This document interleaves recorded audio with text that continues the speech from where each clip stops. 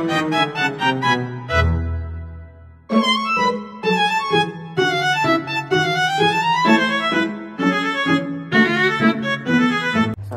warahmatullahi wabarakatuh. Selamat pagi anak-anak ibu.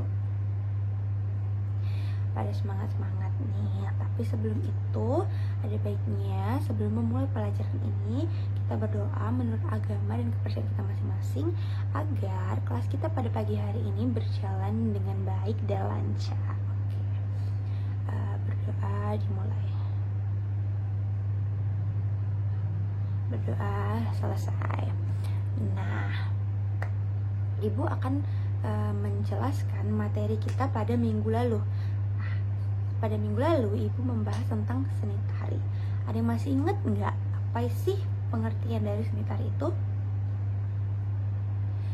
Oke, kalau nggak ada, ibu akan menjelaskan kembali apa sih pengertian seni tari itu.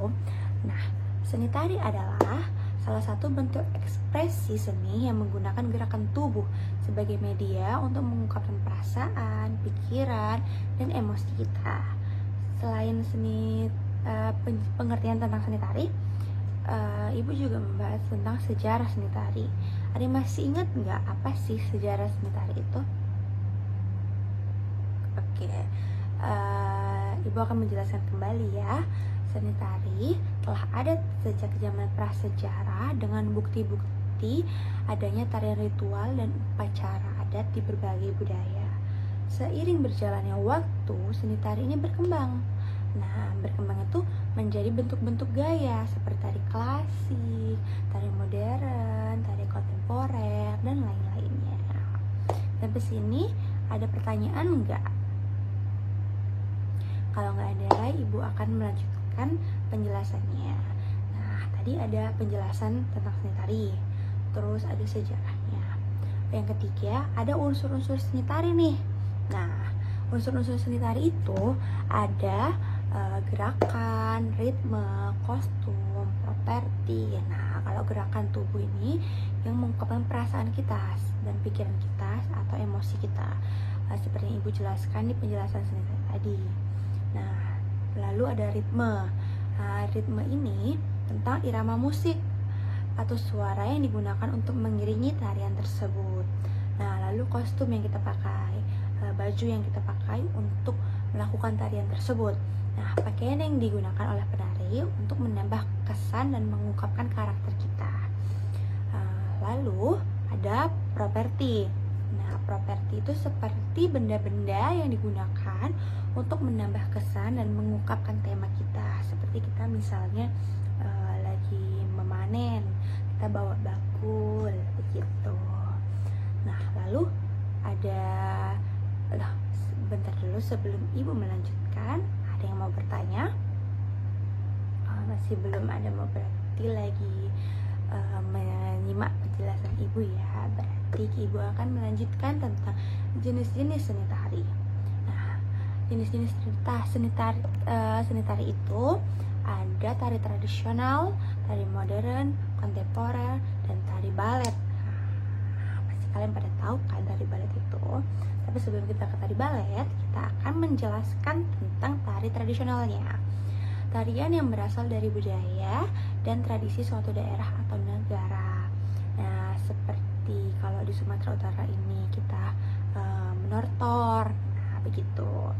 Lalu tari modern, tarian yang dikembangkan pada abad 20 dengan penekanan pada ekspresi dan kreativitas kita. Lalu ada tari kontemporer, tarian yang menggabungkan elemen-elemen dari berbagai gaya dan bentuk tarian. Nah, yang terakhir ada tari balet. Nah, tarian yang berasal dari Eropa dengan penekanan pada teknik dan gerakan yang presisi. Pasti pada bertanya-tanya kan, Bu, apa sih fungsi seni tari itu? Nah, fungsi seni tari adalah sebagai, ada yang tahu nggak? Benar, sebagai ekspresi diri. Kayak kita misalnya sedih, kita lagi marah, kita lagi senang, bisa kita kembangkan, bisa kita ekspresikan melalui tarian itu tersebut. Nah, misalnya kita lagi marah, bagaimana bergeraknya? Misalnya kita lagi sedih, bagaimana bergeraknya? Bisa kita dibiaskan dengan tarian tersebut. Nah, lalu komunikasi, kita bisa bercerita dalam tarian tersebut. Itu dia, seni tari dapat digunakan sebagai sarana untuk berkomunikasi dengan orang lain. Lalu hiburan, seni tari dapat digunakan sebagai sarana untuk menghibur diri sendiri dan orang lain. Orang yang melihat kita menari senang, dan kita yang suka menari juga ikut senang, begitu. Lalu untuk pendidikan, seni tari dapat digunakan sebagai sarana untuk mengajarkan nilai-nilai budaya dan sejarah. Jadi melalui seni tari itu kita dapat mengenal tentang budaya-budaya kita dan sejarah-sejarah kita. Itu anak-anak ibu. Pasti juga pada bertanya-tanya kan, Bu, apa sih manfaat seni tari? Oke, manfaat seni tari. Ada yang bisa menjawab? Oke, benar. Meningkatkan kreativitas, seperti membantu meningkatkan kreativitas dan ekspresi diri kita sendiri. Lalu meningkatkan keterampilan motor kita, meningkatkan kepercayaan diri, mengembangkan apresiasi budaya. Lalu kita juga bisa menambah teman, begitu anak-anak ibu. Jadi seni tari ini merupakan salah satu bentuk ekspresi seni yang kaya dan beragam dengan berbagai fungsi dan manfaat yang dapat dinikmati oleh masyarakat, dinikmati oleh kita sendiri, begitu. Sampai sini ada yang mau bertanya atau sudah paham dengan penjelasan ibu? Baik, lalu ibu akan memberi satu contoh pada tarian dari Sumatera Utara. Nah, tari Hatha-Sopisi. Ada belum tahu nih tari Hatha-Sopisi? Jadi tari Hatha-Sopisi adalah salah satu tarian tradisional dari Sumatera Utara. Nah, di sini ibu akan memberikan dan menjelaskan salah satu contoh tarian dari Sumatera Utara, yaitu tari Sopisi atau Tortor Hatha-Sopisi. Nah, Tortor Hatha-Sopisi adalah tari kreasi dari Batak Toba yang mengekspresikan cinta dengan cara berbisik atau husip-husip antara penari pria dan wanita. Nah, gerakan ini menunjukkan interaksi simbolis yang penuh makna, menggambarkan bagaimana perasaan cinta disampaikan secara halus dan penuh hormat. Nah, Tortor Hatha-Sopisi ini adalah bentuk tari tortor yang dikembangkan secara kreatif dan dinamis.